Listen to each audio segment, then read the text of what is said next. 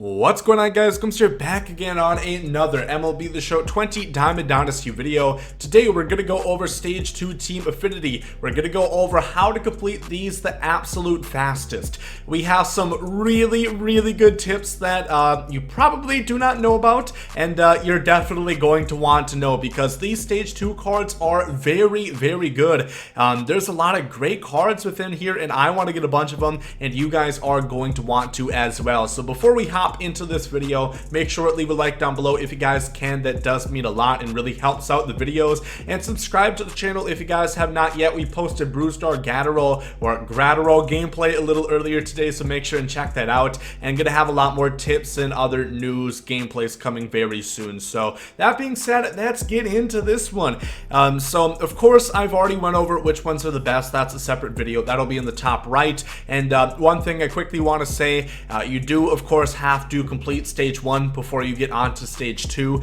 Points are going to carry over for the most part. We'll talk about that in specific scenarios, but yeah, you have to get 70 on stage 1 before you can start actually doing anything on stage 2. That being said, March to October, you probably didn't expect to hear it in this video, but, and kind of keep this one quiet, you earn double points in March to October right now. I don't know if this is intended, but you do in fact earn double points. I'll show you an example. This is from last night.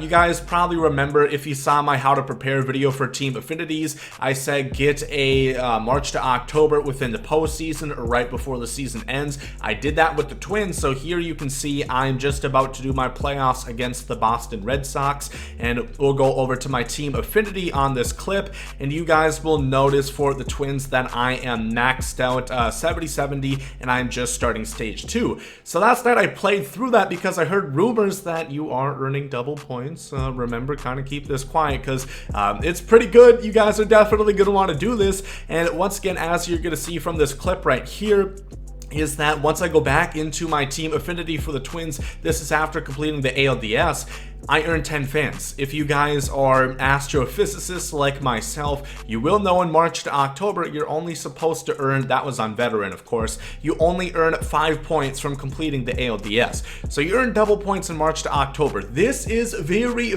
interesting news, and it makes March to October very viable right now. I especially recommend that you do this in cases where, let's say there's a great card that you don't have 70 on your Team Affinity. For example, the Indians for me.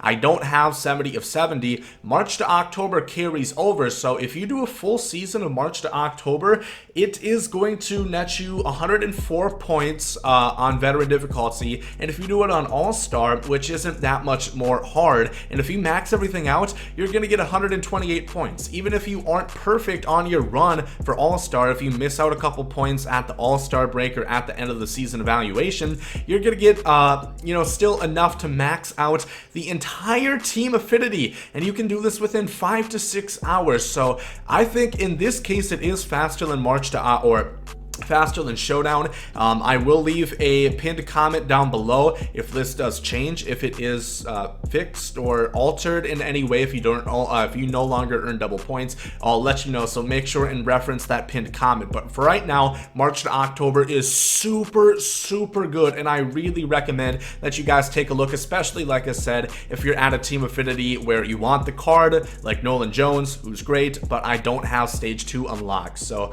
that's March to October. Let's start talking about Showdown, because in general Showdown is faster than March to October, and in a case where they do revert back to just regular standard points, Showdown is definitely going to be quicker because they made it exponentially easier. I think a lot of people were complaining that it was way too difficult, and they listened, and they made it a lot easier. So Showdown is going to be very good. I'm just going to, I don't know if this is, I'm just gonna draft. I don't know if I'll even play through this. It's 1,000 stubs a waste, but I just want you guys to be able to see what's going on. But Everything is on veteran difficulty. Previously, the final showdown, I believe, was on all-star difficulty. It is now on veteran, which you guys, I guess, will, yeah, I don't really care about this. So yeah, you can see it's going to be on veteran difficulty for everything, for every moment, and the final showdown, it's all on veteran, so it's much easier on that front. And so are the mini-bosses as well. The mini-bosses are very, very easy. I still stop my showdowns. I've mentioned this before, and I'll have an exclusive showdown tips video up tomorrow on my on the channel, so make sure to hit the sub button and notification bell to get ready for that. But of course, you kind of can choose when you want to stop. I choose right before the second mini boss, but honestly, you might want to start playing it because you earn 3,000 XP from doing it. And from what I remember, I believe the second mini boss, it is a 2-0 game. There is a runner on second base, and you have 15 outs to win.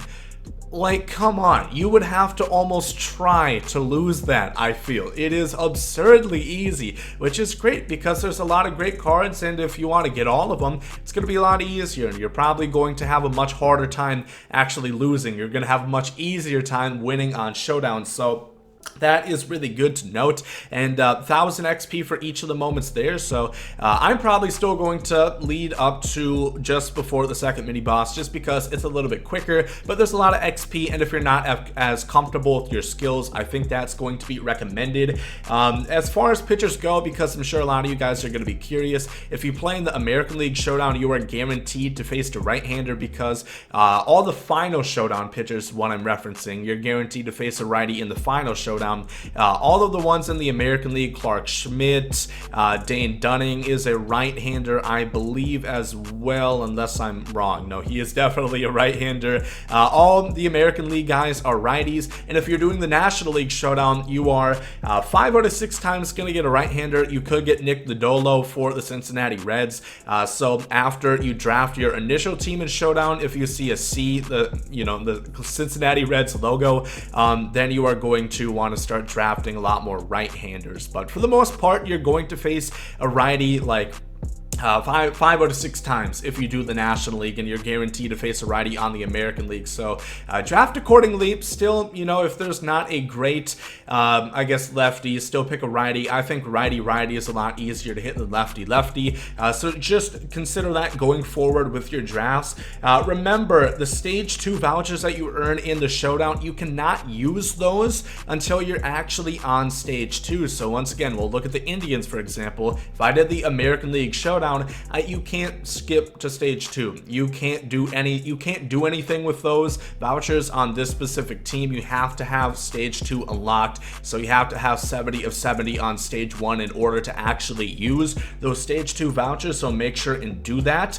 And what's going to come to, all in all, from the Dodgers, I already did Brusdar Graterol, like I said, and I'm getting close to completing Nolan Gorman.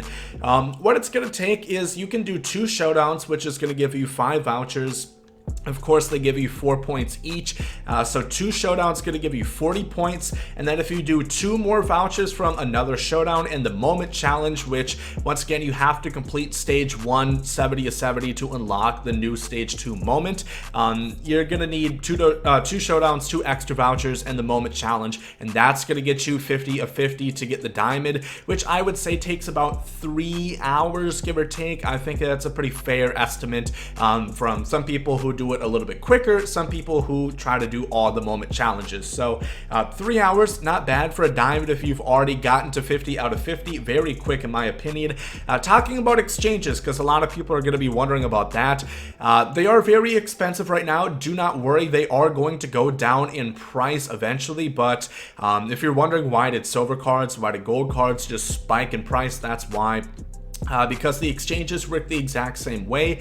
You have to exchange rivals. So I did do a couple exchanges for the Dodgers, so I had already known about this, so I started buying up some gold cards, and you can see the prices are starting to go down. What I recommend is going after like the 77, 78 overall silver players, and they're going to have to be rivals. So for the Dodgers, for example, anybody in the National League West, and then the Los Angeles Angels are the rival of them. So You're going to be able to see the rivals by going into the exchange page, but I recommend 77, 78, 79 silvers. I think those are cheaper and more cost effective and still pretty quick. I think you can probably do it cheaper if you do bronze cards, but that's going to kind of take you a good amount of time.